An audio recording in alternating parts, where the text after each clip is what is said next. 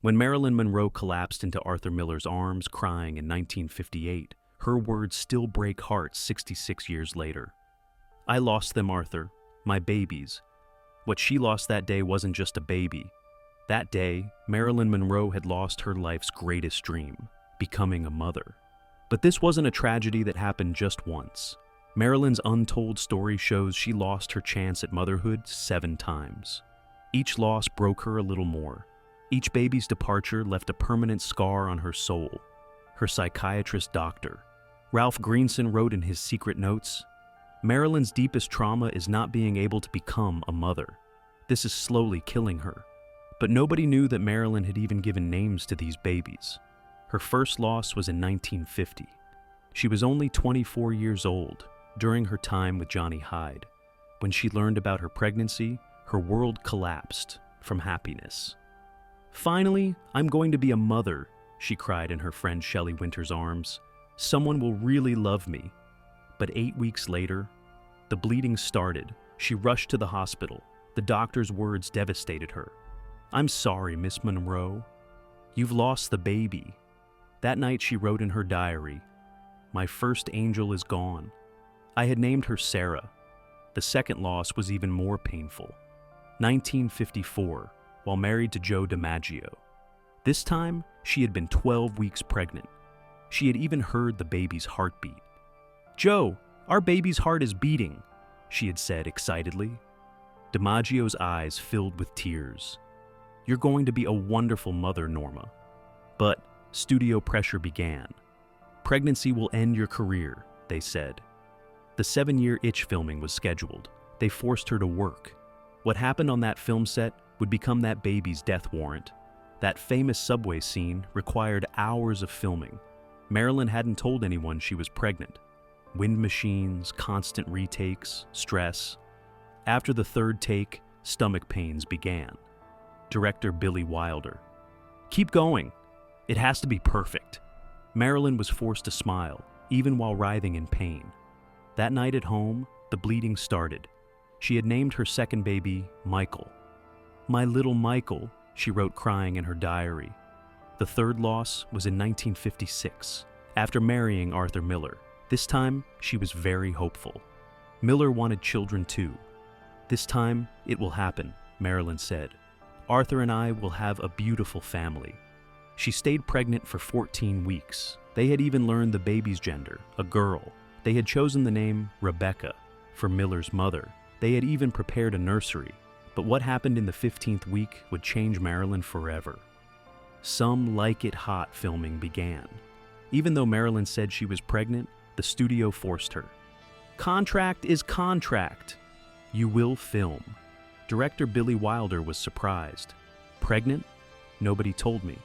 But the studio head insisted, "Filming will continue. Pregnancy is no excuse." That day on set, they did 47 takes. Marilyn fainted. When she was rushed to the hospital, it was too late. She lost Rebecca too. The 4th loss was in 1958. This time, it was an ectopic pregnancy. The baby was developing outside the womb. It was dangerous for both mother and baby. Emergency surgery was needed. "We can't save this baby," the doctor said. "Let's focus on saving you." Marilyn was crying on the operating table. "Please save my baby. I'm ready to die." She had named him David. "I'm ready to die for my little David," she had said. But the biggest loss was yet to come. The 5th pregnancy was in 1959, while her relationship with Arthur Miller was going through difficult times. But Marilyn was hopeful. "Maybe the baby will bring us closer." This time she lasted until 20 weeks. She could even feel the baby's movements. She had named her Grace, in memory of her foster mother, Grace McKee. "Grace will meet my mother in heaven," she wrote in her diary. "She won't abandon me."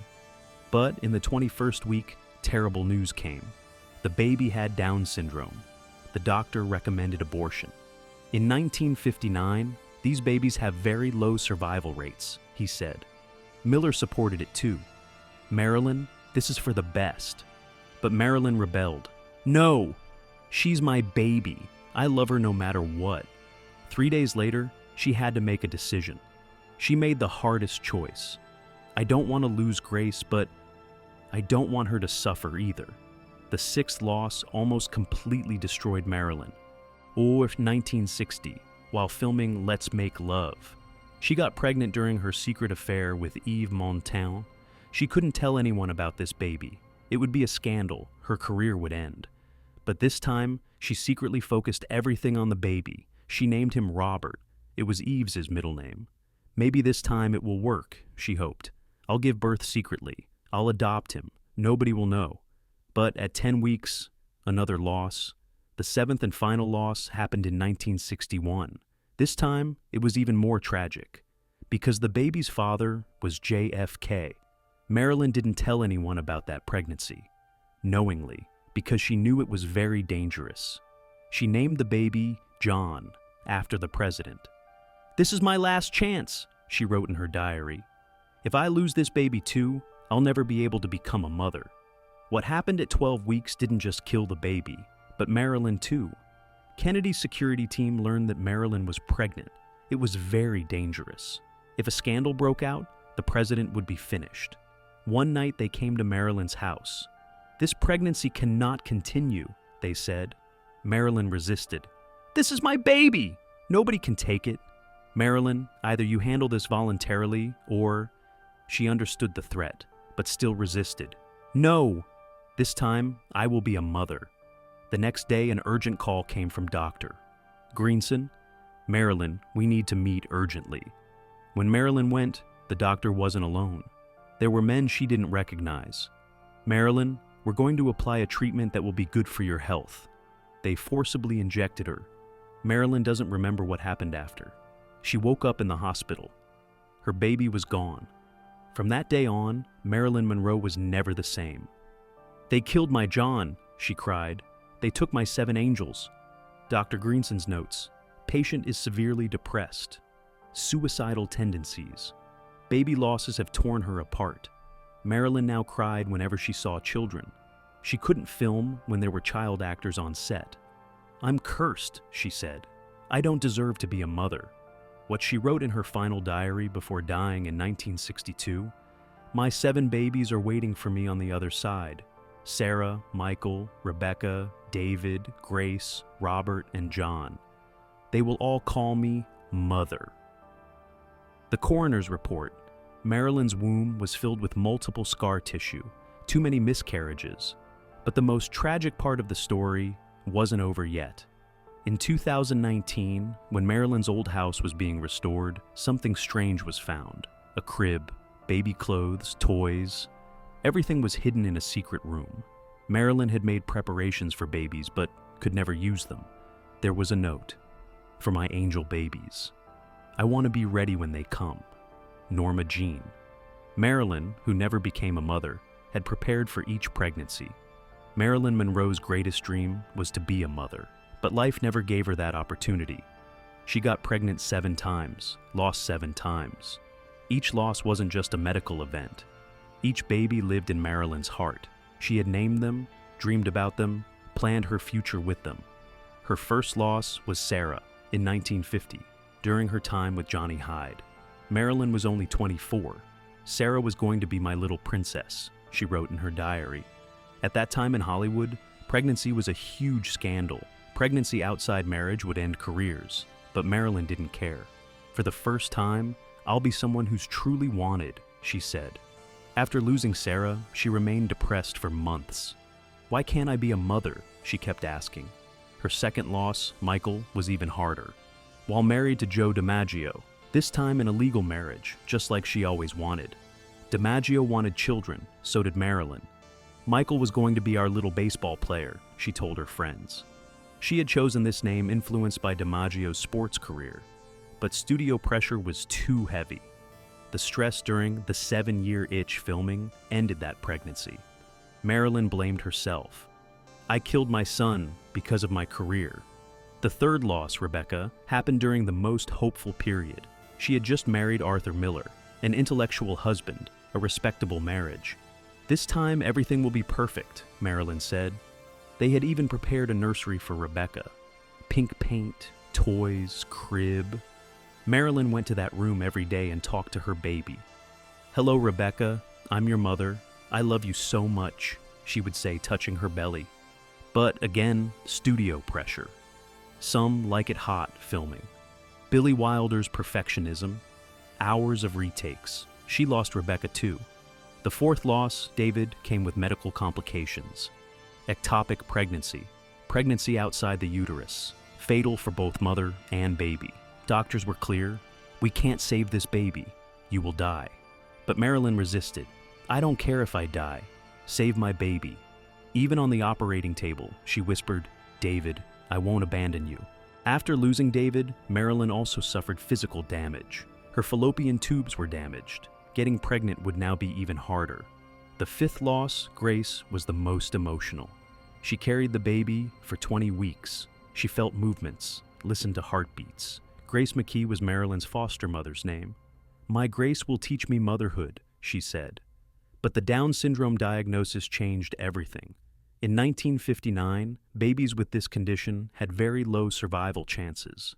Medical technology was insufficient. Marilyn faced a difficult decision. Arthur Miller and doctors all recommended abortion. But she's my baby, Marilyn cried. I love her no matter what. She couldn't decide for days. Finally, I don't want Grace to suffer, she said. That decision wore her out a lot. I killed my own baby, she blamed herself for months. The sixth loss, Robert, was a secret pregnancy. During her affair with Yves Montand, she couldn't tell anyone about this pregnancy. I'll give birth to Robert secretly, she planned. I'll adopt him, but he'll be with me. But at 10 weeks of pregnancy, she miscarried. She went to the hospital alone, experienced her pain alone. Nobody knew Robert existed. Nobody knows his loss either, she wrote in her diary. The seventh and final loss, John, was the most dangerous. She got pregnant during her affair with JFK. This pregnancy became a national security issue. Kennedy's career, even his life, was in danger.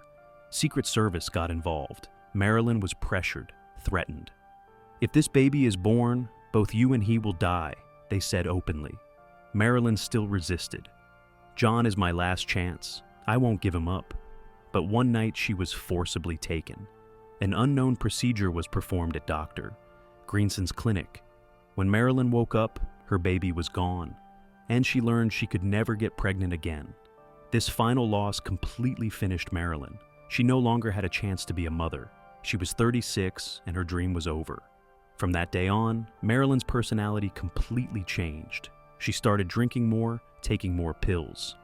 They killed my 7 babies, she kept saying. I'm a cursed woman. She cried when she saw children. She couldn't work when there were child actors on sets. Dr. Greenson's notes, patient obsessed with lost pregnancies, refers to unborn children by name. Severe maternal depression. Marilyn saw those babies as real children.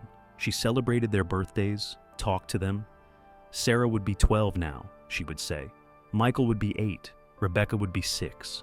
She mentally tracked each of their age progressions.